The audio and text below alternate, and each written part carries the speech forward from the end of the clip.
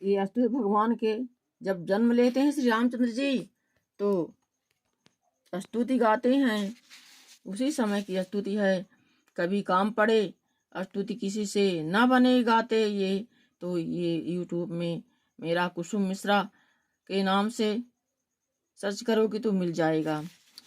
भाई प्रकट कृपाला दीन दयाला कौशल्या हितकारी हर्षित महतारी मुनि मनहारी अद्भुत रूप विचारी लोचन अभिरामा तनु घनु श्यामा निज आयुध भुज चारी भूषण बनमाला नयन विशाला शोभा सिंधु खरारी काहे दुई करे जोरी स्तुति तोरी कहीं विधि कराऊं अनंता माया गुण ज्ञानातीत यमाना वेद पुराण भनंता करुणा सुख सागर सब गुण आगर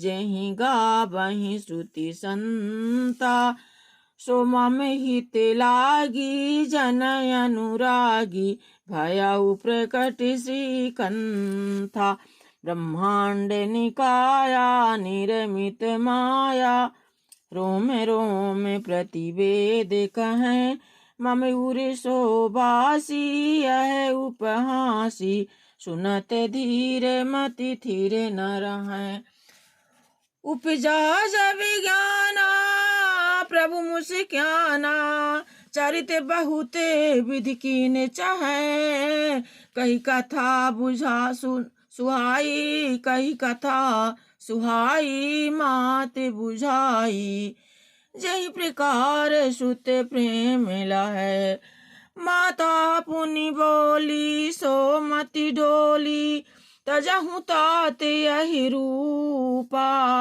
की जय शिशु लीला अति प्रिय शीला यशु के परम अनुपा सुनि बचन सुजाना रोदन ठाना होई बालक सुर भूपा यह चरित जिगा वहीं हरिपद पावहीं तेना परहि भव कूपा।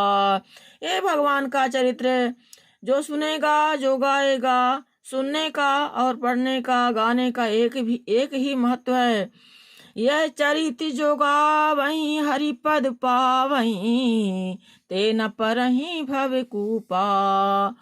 विप्रधेनु सुर संत हिते लीन मनुजे अवतार निज इच्छा निर्मित तनु माया गुण गोपार।